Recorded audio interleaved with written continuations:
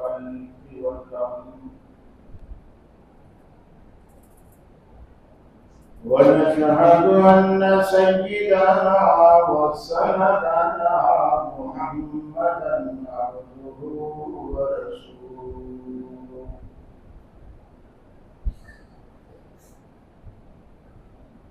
المبعوث إلى الأسود والأحمر لتتميم مكارم الأخلاق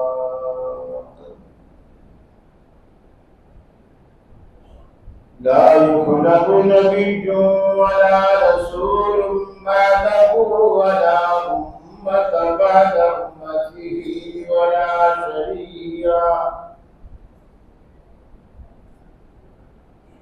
ولا شريعة بعد شريعته ولا كتاب بعد كتابه وصلى الله تعالى عليه وعلى آله وصحابه الذين هم خلاصة العرب الذين هم مفاتيح الرحمة ومصابيح الهدى. أعوذ بالله السميع العليم من الشيطان الرجيم. بسم الله الرحمن الرحيم.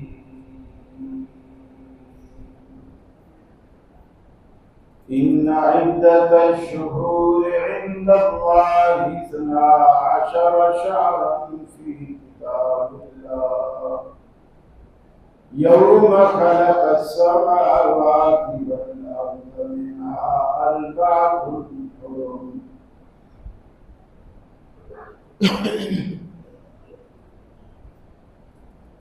أو كما قال النبي صلى الله عليه وسلم ليس منا من لطم الحدود وشق الجيوب ودعا بدعوى الجاهلية.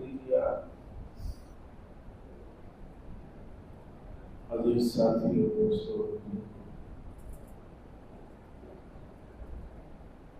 محرم کا مہینہ ہے، اس کا تقریباً 1 ہفتہ گزر چکا ہے۔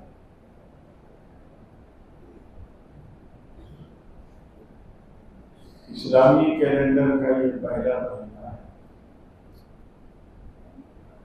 اللہ کے رسول صلی اللہ علیہ وسلم نے اس کی فضیلت بھی بیان فرمائی، اور حدیث پاک میں اسے شہر اللہ کہا گیا کہ یہ اللہ کا مہینہ ہے۔ حالانکہ سارے مہینے اللہ کے ہیں، لیکن جب کسی چیز کو ایک بڑی ذات کے ساتھ نسبت دی جاتی ہے تو اس میں اس کی تقریم اور عزت اور تعظیم ہوتی ہے کہ یہ اللہ کا مہینہ ہے، یہ یعنی اس محرم کے لیے عزت کی بات۔ نبی کریم صلی اللہ علیہ وسلم مکے میں 13 سال رہے اور آپ 10 محرم کا عاشورہ کا روزہ رکھتے۔ اس وقت حضرت حسین کی شہادت کا بھی کوئی سلسلہ سامنے نہیں۔ مشرکین مکہ بھی رکھتے تھے، یعنی رسول اللہ صلی اللہ علیہ وسلم کی بعثت سے قبل مشرکین مکہ بھی رکھتے۔ البتہ یہ صراحت حدیث میں نہیں ملتی کہیں بھی کہ مشرکین مکہ اس روزے کو کیوں رکھتے، یہ حدیث میں صراحت نہیں۔ البتہ 13 سال مکے کے جب گزر گئے اور آپ ہجرت کر کے مدینہ تشریف لے گئے، وہاں بھی آپ رکھتے رہے۔ مدینے میں جا کر مدینے میں 9واں سال تھا، یعنی 10ویں سال سے 1 سال پہلے، اس سال جو آپ نے روزہ رکھا، رکھنے کے بعد پھر آپ کو معلوم ہوا کہ یہودی بھی اس دن روزہ رکھتے ہیں، صحابہ نے آپ کو اطلاع دی، آپ نے پوچھوایا کہ پوچھو کہ وہ کیوں رکھتے ہیں؟ انہوں نے بتایا کہ ہم اس لیے روزہ رکھتے ہیں کہ اس دن یعنی 10 محرم کو اللہ تعالیٰ نے موسیٰ علیہ السلام کو اور ان کی پوری قوم بنی اسرائیل کو فرعونی مظالم سے نجات دلائی، اور اس ظلم و ستم سے ہم بچے۔ اللہ نے ہمیں آزادی نصیب کی اور ہم ایک آزاد قوم کی حیثیت سے سامنے آئے، تو ہم اللہ تعالیٰ کا شکرانہ ادا کرنے کے لیے، اور موسیٰ علیہ السلام نے بھی اللہ کے شکر میں اس دن روزہ رکھا، تو ہم ان کی بھی سنت پر عمل کرنے کے لیے روزہ رکھا۔ آپ نے فرمایا ہم تو تم سے زیادہ موسیٰ علیہ السلام کے قریب ہیں، لہذا ہم زیادہ حقدار ہیں کہ ہم یہ روزہ رکھیں۔ البتہ چونکہ رسول اللہ صلی اللہ علیہ وسلم کے مزاج میں یہودیوں کی مخالفت بیٹھ گئی تھی، اور آپ کسی طرح بھی ان کی موافقت پسند نہیں کرتے، کسی بھی معاملے۔ تو آپ نے فرمایا چونکہ یہودی بھی اس دن رکھتے ہیں، ہم بھی رکھتے ہیں، فضیلت 10 محرم کی، نہ 9 کی فضیلت ہے نہ 11 کی فضیلت ہے۔ یہ بات پہلے دماغ میں ملا دیجیے تاکہ مسئلہ آپ کو سمجھ آئے۔ موسیٰ علیہ السلام کو نجات 10 محرم کو ملی، شکرانے کا روزہ بھی انہوں نے اسی دن رکھا، تو فضیلت تو اس کو 10 محرم کو حاصل ہے، اور وہ فضیلت کیا ہے کہ یکفر السنۃ الماضیہ، کہ اللہ تعالیٰ اس سے گزشتہ سال کے 1 سال کے گناہ اللہ معاف کرے۔ گزشتہ 1 سال یعنی پچھلے محرم سے لے کر پچھلے محرم کی 10 تاریخ سے لے کر اس محرم کی 10 تاریخ تک ہمارے جو گناہ ہیں، اگر ہم نے سچے دل سے یہ روزہ رکھا اللہ تعالیٰ معاف کر دے۔ لیکن یہ بھی ذہن میں رکھیے، یہ جتنی بھی نفلی روزے اور عبادات ہیں جو اللہ کے رسول نے نشاندہی فرمائی، اس سے 1 سال کے، اس سے گزشتہ سال کے، اس سے 1 ہفتے کے، یہ جو بھی اس طرح کی باتیں ہیں، اس سے صغیرہ گناہ معاف، کبیرہ گناہ بغیر توبہ کے معاف نہیں۔ آپ نے کوئی قتل کیا ہے، قربانی پہ کسی پڑوسی کی بکری کھول کے آپ منڈی میں جا کے بیچ کے آ گئے، اور پھر یہ بھی نیت کرنی کہ 10 محرم کو روزہ رکھیں، پورے سال کی گناہ معاف ہوں گے جو بکری بھی اس میں معافی ہو جائے گی۔ اس طرح معافی نہیں، کسی کی جیب کاٹی ہے، چلو 10 محرم کا روزہ رکھ لیں گے، وہ 10,000 ہمیں معاف ہو جائے، ایسے معاف۔ حقوق و لباس جب تک معاف نہیں ہوتے جب بندہ معاف نہ، اور گناہ کبیرہ بھی معاف نہیں ہوتے جب تک بندہ توبہ نہ کرے۔ باقی چھوٹے موٹے گناہ تو آپ کے نماز پڑھنے سے بھی معاف ہوتے ہیں، آپ جو 5 وقت نماز پڑھتے ہیں اس سے بھی آپ کے چھوٹے موٹے بہت سارے گناہ، حتیٰ کہ آپ وضو کرتے ہیں، وضو سے بھی بہت سارے گناہ آپ کے معاف ہوتے ہیں۔ اللہ نے جنت میں جانے کی بہت اسباب ہیں۔ پھر آپ نے یہ فرمایا جب آپ کو پتہ چلا کہ اس دن یہودی روزہ رکھتے ہیں، آپ نے فرمایا اگر میں آئندہ سال زندہ رہا، یعنی اللہ نے مجھے اگلا محرم بھی دکھایا، تو لأصومن الناس سے میں 9 کا روزہ رکھوں، میں 9 کا روزہ رکھوں۔ اب اس سے بہت سارے، خاص کر یہ جو مدینہ یونیورسٹی کے باہر سے جو پڑھ کر آ رہے ہیں، وہ اس سے یہ سمجھتے ہیں کہ دیکھو یہ آپ نے فرمایا لأصومن الناس، میں تو 9 کا رکھوں گا، لہذا 10 کا ہے، 10 کا ہے۔ پہلی بات یہ ہے کہ آپ نے یہ تو کہا کہ میں 9 کا رکھوں گا، 9 کا اس بات ثابت ہو گیا، لیکن 10 کی نفی ثابت نہیں ہوتی۔ یہ نہیں فرمایا میں 9 کا رکھوں گا 10 کا نہیں رکھوں گا، یہ نہیں فرمایا۔ پھر فضیلت 10 میں ہے، 9 میں نہیں ہے، 11 میں بھی نہیں۔ پھر ایک روایت یہ بھی ملتی ہے، اگرچہ بعض محدثین نے اس کی سند برقرار کی ہے، وہ یہ کہ صوموا یوم عاشوراء وخالف الیہود، صوموا یوما قبلہ او یوما بعدہ، کہ یہودیوں کی مخالفت بھی کرو، 10 محرم کا روزہ بھی رکھو، اس کے ساتھ ایک دن پہلے یا ایک دن بعد کا ملا۔ اب وہ کہتے ہیں کہ حدیث میں یہ کہاں ہے کہ ایک دن پہلے یا ایک دن بعد میں ملا لو؟ حدیث میں تو یہ ہے کہ یا اس سے ایک دن پہلے رکھو یا اس سے ایک دن بعد رکھو۔ ہم کہتے ہیں کہ اللہ کے رسول نے یہ تو کہہ دیا نا کہ صوموا یوم عاشوراء، 10 کا روزہ رکھنا ہی رکھنا ہے، روزہ ہی 10 کا ہے۔ جیسے آج جمعہ ہے، تو جمعے والے دن جمعے کے وقت میں فرض۔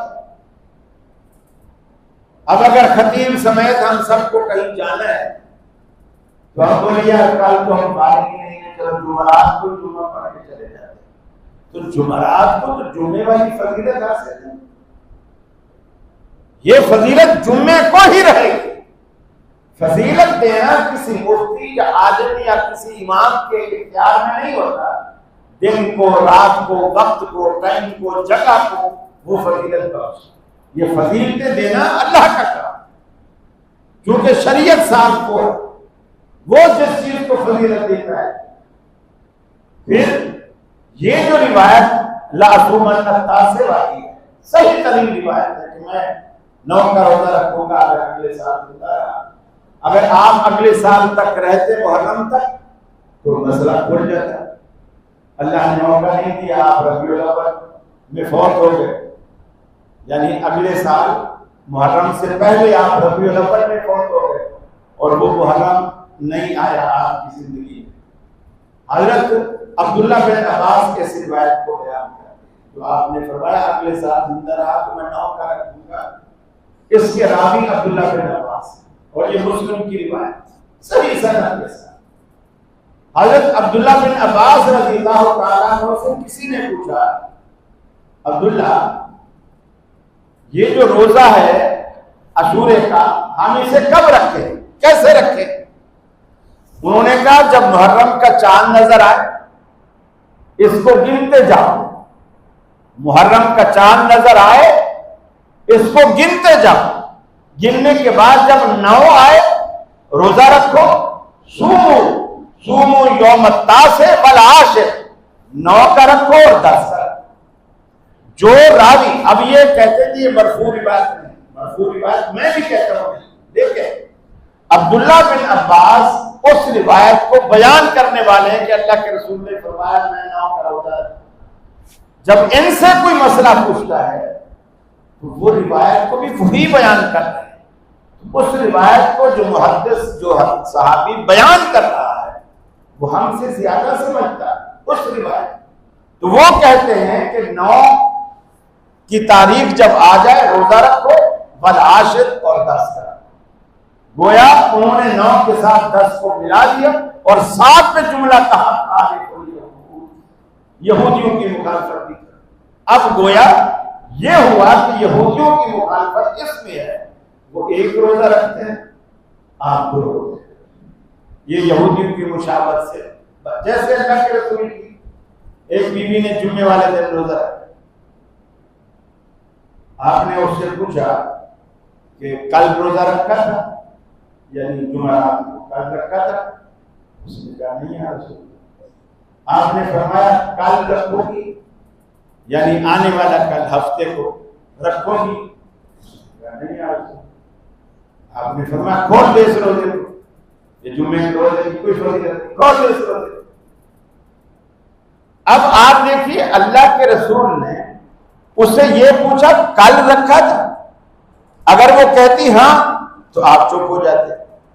آپ نے پوچھا کل رکھو گی، اگر وہ کہتی ہاں تو آپ چپ ہو جاتے۔ جب اس نے دونوں کی نفی کر دی، کل بھی نہیں رکھا، آنے والا کل بھی رکھنے کا ارادہ نہیں، صرف جمعے کی وجہ سے رکھا ہے، تو آپ نے فرمایا کھول اس روزے کو، اس کی کوئی فضیلت۔ اب وہاں بھی اللہ کے رسول نے صرف ایک دن کی نفی کے لیے پوچھا کل رکھا تھا، آنے والے کل رکھو گی۔ یہی مفہوم، یہی معنی یہاں بھی بیان کیا جا سکتا ہے۔ پھر دوسری بات، جس طرح بے عملی آج ہمارے اندر ہوتی ہے، ہم بہت سارے نیکی کے کام آسان ہوتے ہیں، ہم چھوڑ دیتے ہیں، بہت سارے کام ہم چھوڑ دیتے ہیں۔ اس طرح اہل کتاب میں بھی ایسا تھا، بعض ان میں تقوی والے ہوتے تھے جو رسول موسیٰ علیہ السلام کی سنت پر، عیسیٰ علیہ السلام کی سنت پر کٹ مرنے والے ہوتے اور اسی طرح کرتے، وہ اپنی یعنی کتاب پر، اپنی شریعت پر پختہ ہوتے۔ بعض ان میں بھی ایسے ہوتے جو ڈھیلے ڈالے ہوتے، یا یوں سمجھ لیجیے کہ اس دور کے بدعتی ہوتے جو موسیٰ علیہ السلام کے خلاف کرتے، وہ روزہ نہیں رکھتے تھے 10 کو، اور یہودی جو کتاب و سنت کے پابند تھے وہ رکھتے تھے۔ تو آج اگر ہم 10 کا چھوڑ دیں، اس کا مطلب ہے ہم یہودیوں کے اس گروہ کی سنت پر عمل کر رہے ہیں جو اس دور میں نہیں رکھتے تھے۔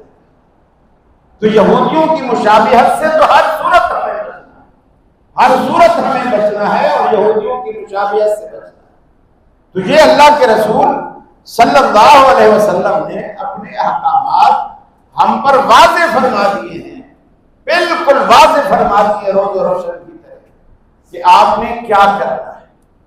دوسری بات یہ، اس مہینے میں جو کچھ مسلمان اس وقت کر رہے ہیں، شریعت سے قطعاً دور دور کا اس کو واسطہ نہیں ہے۔ کچھ لوگوں نے اس مہینے کو صحابہ کرام رضوان اللہ علیہم اجمعین کے خلاف سب و شکم کا مہینہ بنا رکھا ہے۔ حالانکہ آپ دیکھیں، یہودیوں سے پوچھو کہ تمہارے پیغمبر موسیٰ علیہ السلام کے بعد سب سے اچھے لوگ کون تھے، سب سے اچھے لوگ کون تھے، تو وہ کہتے ہیں کہ جو موسیٰ علیہ السلام کے حواری تھے، یعنی جو ان کے صحابی تھے، جو ان کے ساتھی تھے۔ عیسائیوں سے پوچھو عیسیٰ علیہ السلام کے بعد، تمہارے پیغمبر کے بعد اچھے لوگ کون سے تھے، وہ کہتے ہیں جو ان کے حواری تھے۔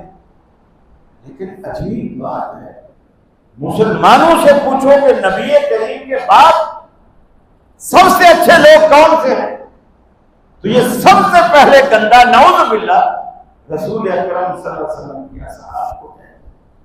یہ تو ایمان میں خلل کی بات، روافض کا یہ فتنہ اس قدر پھیل چکا ہے، اس قدر پھیل چکا ہے۔ بعض لوگ تو سیدنا علی المرتضیٰ رضی اللہ تعالیٰ عنہ کو انبیاء سے بھی افضل مانتے، حالانکہ کوئی امتی، کوئی صحابی انبیاء سے افضل نہیں، چاہے وہ ابو بکر صدیق، انبیاء سے کوئی امتی افضل نہیں۔ ہاں، انبیاء میں درجے بندی ضرور ہے، تلک الرسل فضلنا بعضهم علی بعض، بعض انبیاء کو ہم نے بعض پر فضیلت دی، جیسے ہمارے پیغمبر جناب محمد رسول اللہ صلی اللہ علیہ وسلم تمام انبیاء کے سردار، آپ سے بڑا کوئی نہیں۔ آپ نے خود فرمایا انا سید ولد آدم ولا فخر، میں تمام انسانیت کا سردار ہوں اور اس میں فخر کی کوئی بات نہیں، یعنی یہ حقیقت کی بات۔ تو یہ اللہ تعالیٰ نے، اور کچھ لوگ یہ دلیل بناتے تھے کہ یعقوب علیہ السلام، ان کا بیٹا یوسف، جب بھائیوں نے جا کر کے ان کو کنویں میں ڈالا، دھکا دیا اور آ کر روتے ہوئے ابا کو بتایا، تو پھر ابا نے کتنا لمبا عرصہ غم منایا، اور اس غم میں وہ ہلکا ہلکا ماتم بھی کرتے تھے، روتے بھی تھے، اسی لیے آنکھوں سے نور بھی چلا گیا۔ آپ یہ جو ہلکا ہلکا ماتم کرتے تھے، یہ کس مفسر نے اس کو بیان کیا؟ کس حدیث میں اس کا تذکرہ ہے کہ حضرت یعقوب علیہ السلام یوسف کے غم میں ماتم کرتے؟ یعنی یہ تو بالکل ایسی بات ہے جیسے کوئی دوپہر کو بولے کہ رات، اس وقت بولے کہ اب رات، یعنی سورج اسے نظر نہ آئے تو یہ اس کے اندھے ہونے کی نشانی ہے، تاکہ سورج کا قصور ہے۔ پھر آپ دیکھیے کہ یعقوب علیہ السلام اگر غم اتنا لمبا عرصہ منایا تو اس کی ایک وجہ، اور وہ وجہ کیا ہے؟ یوسف علیہ السلام فوت کی، ٹھیک ہے جی، اللہ کی امانت دی، اللہ نے واپس لے لی، 2 3 4 دن ہفتہ، اس کے بعد صبر آ جائے اللہ کی طرف سے۔ لیکن ایک یہ ہے کہ آپ کا بیٹا اغوا ہوا اور پتہ ہی نہیں چل رہا کون لے گئے، کہاں چلا گیا، مہینہ گزر گیا، 2 مہینے گزر گئے، سال گزر گیا، 6 سال گزر گئے، اب تو پتہ ہی نہیں، مرنے کی بھی تصدیق کسی نے نہیں۔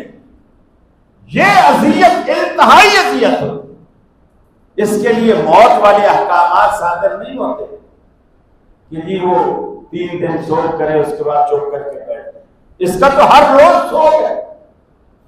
یہ تو ایسے لگ رہا ہے کہ ہر روز اس کا مرنا۔ اصل میں یہ جو بوڑھے ماں باپ ہوتے ہیں ہم سمجھتے ہیں بس بوڑھے ماں باپ، ان کو بیماری یا بڑھاپا نہیں مارتا۔ بوڑھے جو ماں باپ ہوتے ہیں نا، ان کو بیماری یا بڑھاپا نہیں مارتا، ان کو اولاد کی جدائی اور تنہائی مارتا۔ اولادیں جب جدا ہوتی ہیں یا زندگی میں ماں باپ کو چھوڑ دیتی ہیں، تو اپنے گھر ہم اپنے گھر، ابا تیرا کام تھا ہمیں پڑھانا لکھانا، شادیاں کرانا، نوکری پہ لگانا، وہ تو نے کر دی، تو جان تیرا کام کیا۔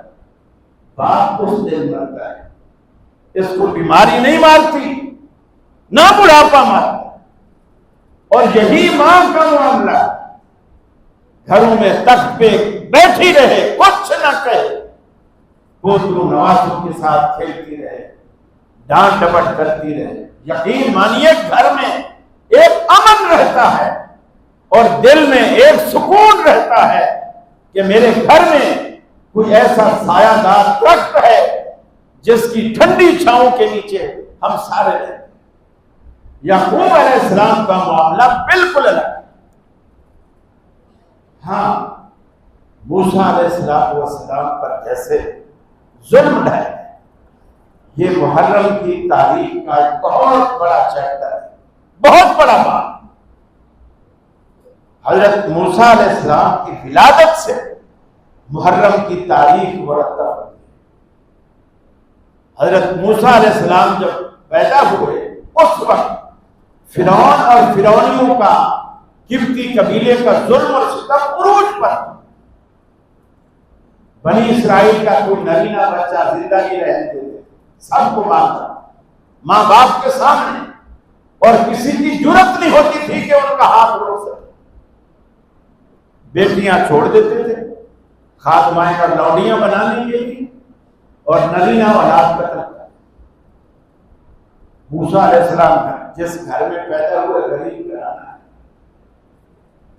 ایک ماں ہے، وہ تو پریشان کہ اس ظلم و ستم سے، دیکھیے اللہ منصوبہ صاحب، اللہ کیسے منصوبے بنا، مکروا مکر اللہ خیر الماکرین۔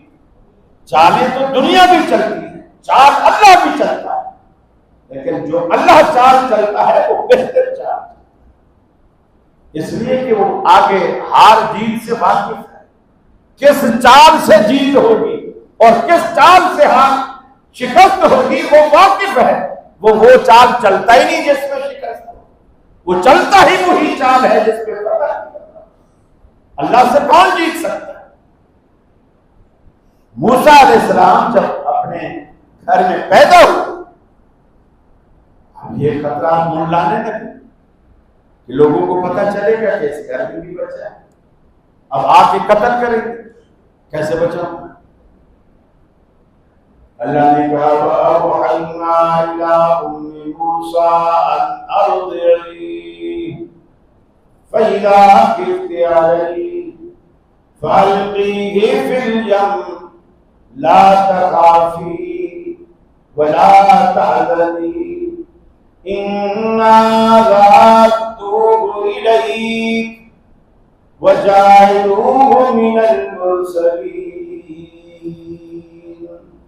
اے موسیٰ پریشان نہ ہو، ایک بکسا اپنے بچے کے سائز کا لکڑی کا بنا لے،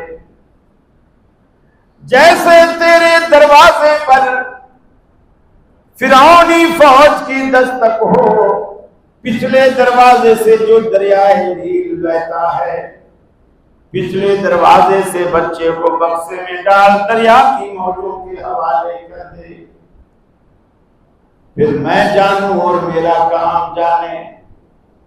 دریا کی موجوں کے حوالے کرنا تیرا کام، شاہی محل میں فرعون کے گھر میں فرعون کے خرچے پر پالنا میرا کام۔ موسیٰ علیہ السلام کی ماں نے اللہ کی ہدایت کے عین مطابق یہ محرم کی تاریخ رب العالمین مرتب فرما رہا ہے۔ موسیٰ علیہ السلام کو بکسے میں ڈالا، دریا برد کیا۔ الہ العالمین میری مامتا یہ کیسے برداشت کرے کہ میں دریا کی موجوں کے حوالے کر دوں؟ بچہ ڈوب جائے گا، بچہ مر جائے گا۔ پھر ماں بھی وہ کیسی ماں ہوگی جو اپنے لخت جگر کو دریا کی موجوں کے حوالے کرے؟ اللہ نے کہا اے موسیٰ کی اماں، اے ام موسیٰ، یہ وہ بچہ نہیں ہے جو فرعونیت کے ہاتھوں مٹ جایا کرتے ہیں، یہ تو وہ بچہ ہے جس کے ہاتھوں ہم نے فرعونیت کو مٹانا ہے۔ تو دریا کے حوالے کر۔ موسیٰ علیہ السلام کو ڈالا گیا۔ ادھر فرعون کی بیوی آسیہ نے بکسا پکڑوا لیا، محل میں لے آئی، کھولا دیکھا تو موسیٰ علیہ السلام ہے۔ اس نے کہا میری اولاد نہیں، میں اسے بچہ بناؤں گی۔ فرعون کہتا ہے ہو سکتا ہے یہی بچہ ہو، میں قتل کروں گا۔ بیوی نے کہا پھر قتل کر کے دکھا، میں اسے بچہ بناؤں گی۔ اللہ رب العالمین دیکھو قرآن نے کہا نا کہ مکر و مکر، اللہ جو چال چلتا ہے بہتر چلتا ہے۔ اب فرعون کو منوانے کے لیے اللہ تعالیٰ نے جو شخصیت چنی وہ اس کی بیوی۔ یہ جتنے بڑے لوگ ہوتے ہیں نا یہ کسی سے نہیں ڈرتے جتنا بیوی سے ڈرتے، جتنا بیوی سے ڈرتے۔ آسیہ نے کہا لگا ہاتھ، تو لگا ہاتھ لگا۔ اللہ تعالیٰ نے آسیہ کو آگے ڈھال بنا دیا۔ موسیٰ علیہ السلام محفوظ پرورش پاتے رہے پاتے رہے پاتے رہے، حتیٰ کہ جوان ہو گئے اور رسالت اور نبوت کا تاج بھی اللہ نے سر پہ سجا دیا۔ اب وہ وقت آ گیا جس کے لیے پالا جائے، فرعونیت کو مٹانے کے لیے۔ اب یہ ٹھیک 10 محرم کی تاریخ ہے۔ اللہ رب العالمین نے موسیٰ سے کہا ہے موسیٰ علیہ السلام فرعون کے پاس جاؤ، لیکن مزاج تیرا بڑا سخت ہے، کسیلی باتیں کرتا ہے، سخت کرتا ہے۔ تو لعنہ قولا لینا، اس سے ذرا نرم لہجے میں بات کر، سختی نہیں نکالنا، نرم لہجے میں بات کر۔ آپ گئے اسے دعوت ہی نہیں مان، اللہ نے معجزات آپ کو دی، آسا سانپ بن جاتا تھا، آسا پتھر پہ مارتے تھے پانی نکلتا تھا، سمندر پہ مارا تو راستے بن گئے۔ یہ آپ کے اعجاز۔ ٹھیک 10 محرم کو جب جادوگروں کو شکست دی اور وہ جادوگر سارے کے سارے موسیٰ علیہ السلام پر ایمان لیا اور یہ ان کو لے کر وہاں سے بھاگے اور آگے دریا بھی آ گیا، تیرنا یہ نہیں جانتے، کشتی وہاں موجود ہے۔ اب وہی جادو چونکہ نئے نئے مسلمان تھے، موسیٰ علیہ السلام کو تعلیم دیتے پہلے بھی ہم ظلم کی چکی میں پس رہے تھے، تو نے جو ہمیں مروائی دی، اب ہم نہ ادھر کے رہے نہ ادھر کے رہے، نہ خدا ہی ملا نہ مثال سا۔ فرعونی پیچھے آ گئے ہیں، اب ہم پیچھے بھی نہیں جا سکتے، آگے کشتیاں نہیں تیرنا ہم نہیں جانتے، تو ہم تو بیچ میں ہی پھنس گئے اور بیچ میں ہی مارے جائیں گے۔ اب حالانکہ موسیٰ علیہ السلام بھی یہ دیکھ رہے تھے کہ باقی فرعون کی فوجیں بھی آ گئی، باقی آگے دریا بھی ہے، اور باقی کشتیاں بھی نہیں ہیں، اور باقی ہم تیرنا بھی نہیں جانتے، یہ ساری چیزیں ان کے سامنے، لیکن اللہ پر بھروسہ اور توکل کتنا۔ کہتے ہیں کلا ان معی ربی، اے میری قوم کے لوگوں مایوس مت ہو، مایوسی مت پھیلاؤ، ان معی ربی، میرے ساتھ میرا رب ہے، انہ سیہدین، دیکھتے جاؤ وہ ہمیں کیسے راستہ دیتا ہے، میرے ساتھ میرا رب ہے، دیکھتے جاؤ کہ وہ ہمیں کیسے راستہ دیتا ہے۔ چنانچہ موسیٰ علیہ السلام نے اللہ کے حکم سے دریا کے کنارے پر لاٹھی عصا مارا، اللہ نے دریا کو دو لخت کر دیا، ادھر کا پانی ادھر، ادھر کا پانی ادھر، بیچ میں پورا راستہ بن گیا، پانی دیوار کی مانند کھڑا ہو گیا، موسیٰ علیہ السلام کا لشکر فوراً پار ہو گئے۔ فرعون بھی پیچھے اپنے گھوڑے دوڑا کے جانے لگا، فوج کو بھی کہا کہ جلدی کرو یہ نکلنے نہ پائیں، آج 10 محرم کی تاریخ ہے، ایک ظلم کا باب ختم ہونے جا رہا ہے اور مظلوم کو رب العالمین آزادی دے رہا ہے۔ اللہ رب العالمین نے دریا پار کرنے کے بعد موسیٰ علیہ السلام سے کہا موسیٰ تم نے جو کرنا تھا وہ کر لیا، اب آگے نہیں جاؤ، رک جاؤ، رک جاؤ اور پلٹ کے دیکھو کہ اب میں رب ان کے ساتھ کیا کرتا ہوں، تاکہ بنی اسرائیلیوں کو تسلی ہو جائے۔ یہ بالکل ایسے ہے جیسے اچانک آپ دیکھیں کہ آپ کے گھر میں سانپ گھسا ہے، اب گھر میں کچھ سامان رکھا ہوا تھا، وہ ان کے پیچھے نیچے ادھر ادھر صندوق بکسا الماری ان کے نیچے کہیں گھس، اب نظر نہیں آ، بھلے وہ کہیں اس کو راستہ ملا ہو اور وہ باہر نکل بھی گیا، لیکن چونکہ ہم نے اندر آتے دیکھا ہے اور نکلتے نہیں دیکھا، اب ہمیں رات کو اس کمرے میں نیند بھی نہیں آئے، ہم جائیں گے بھی نہیں، بچہ بھی کوئی نہیں جائے گا کہ اس کمرے میں سانپ۔ نفسیاتی طور پر وہ گھر والے اس سانپ سے مرعوب اور مفلوج ہو جاتے ہیں کہ سانپ آیا تو ہے نکلا نہیں، اس کا مطلب ہے اندر۔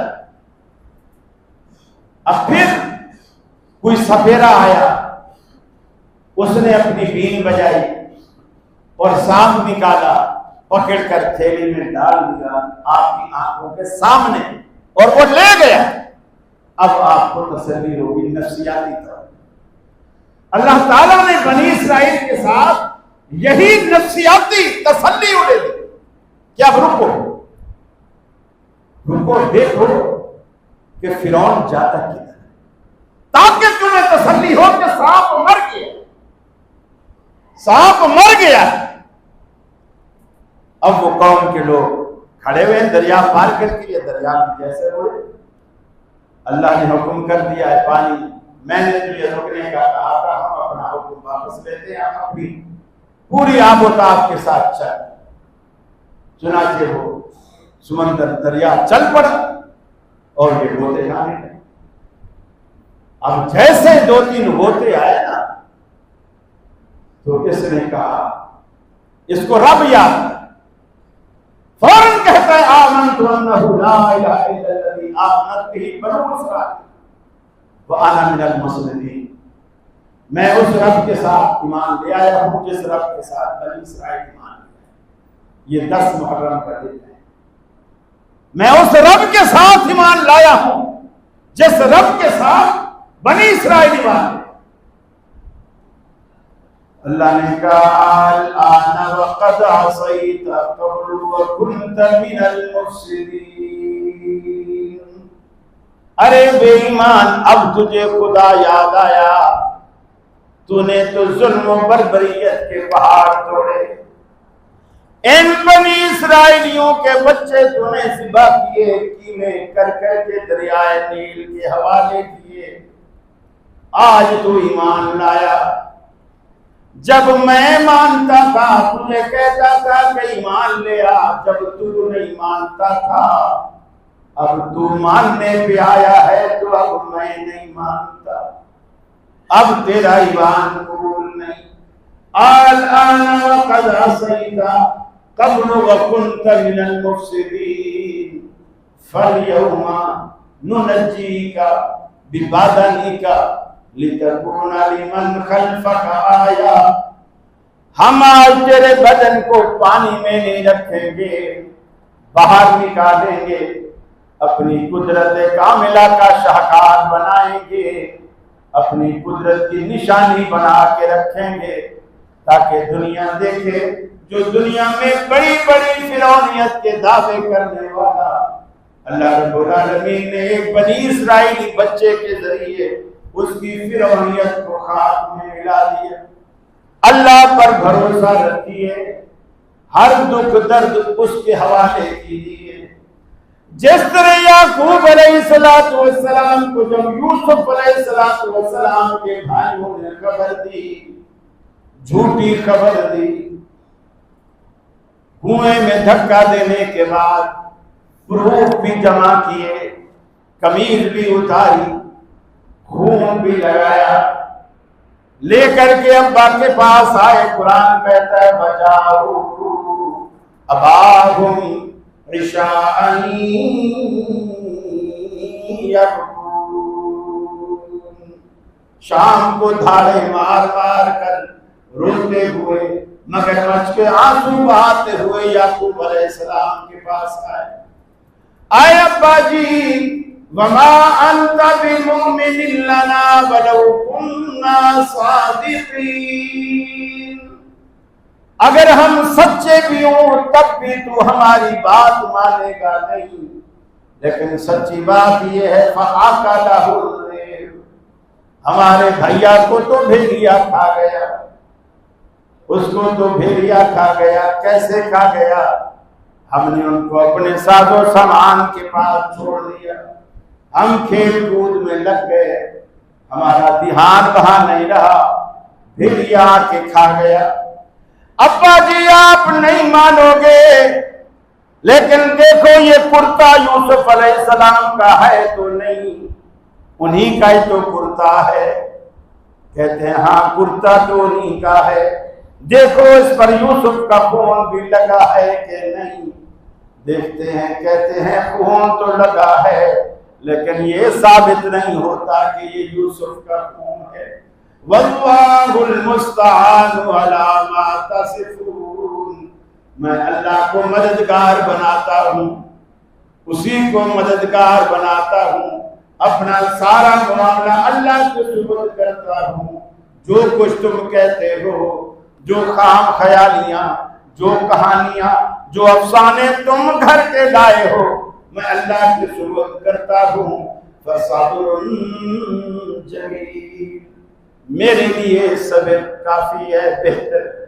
یعقوب علیہ السلام تو کہتے ہیں میرے لیے صبر بہتر، اور بدبخت کہتے ہیں کہ جی وہ بھی ماتم کرتے تھے، ماتم کرتے تھے، روتے تھے، آنکھوں کی بینائی چاہتے، رونا ایک فطری عمل، اولاد کی جدائی پر رونا آنا فطری عمل۔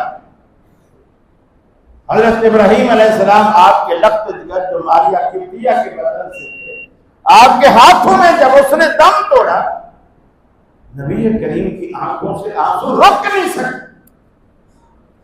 میرے ہاتھوں میں میرا لخت جگر، اور مجھے بتاؤ نبی کریم سے بڑھ کر اللہ کا قریبی کون ہوگا؟ ان کے پیر تو ڈوبی کشتیاں، کئی سال پرانی ڈوبی کشتیاں دریا میں سے نکال گئے زندہ، اور اللہ کے رسول اپنے ہاتھ میں لیے ہوئے اپنے بچے کو نہیں بچاتا ہے۔ پڑھے لکھے شہر میں رہتے ہو، ان حقیقتوں پہ غور کیا کرو، تنہائی میں بیٹھ کے سوچا کرو کہ نبی سے بڑھ کر دنیا میں کوئی بڑا پیر تو دکھاؤ، جو نبی سے بڑھ کر اللہ کا زیادہ قریبی ہو، اللہ کا زیادہ لاڈلا ہو، اور اللہ ان سے زیادہ کسی کی بات رکھنے والا۔ ارے جنت کا کوئی دروازہ اللہ نے ایسا نہیں بنایا جو محمد عربی کی دستک کے بغیر کھل جائے، اور ان کے ہاتھوں میں دم توڑ دیا، اپنا لفظ ذکر، اور آپ کی آنکھوں سے آنسو، صحابہ نے مجھے آپ بھی روتے، آپ نے فرمایا یہ تو رحمت کے آنسو ہے، جب اولاد جدا ہوتی ہے تو یہ رحمت کے آنسو بہ پڑتے ہیں، پدری محبت کی وجہ سے، پدری محبت کی وجہ سے۔ اسی طرح معاملہ یعقوب علیہ السلام، لیکن معاملے اللہ کے سپرد، خود فیصلے کرنے نہیں بیٹھ جاؤ، خود نتائج نکالنے نہیں لگ جاؤ۔ انشاءاللہ ابھی تو ابتدا ہے، انشاءاللہ اللہ نے زندگی رکھی تو ہم اسی زمان میں، محرم میں، سفر میں، ربیع الاول تک انشاءاللہ کوشش کریں گے۔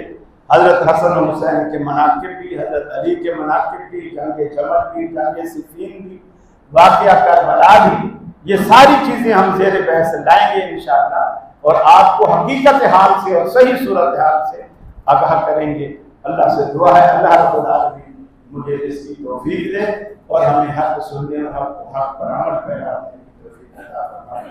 وآخر دعوانا ان الحمد للہ۔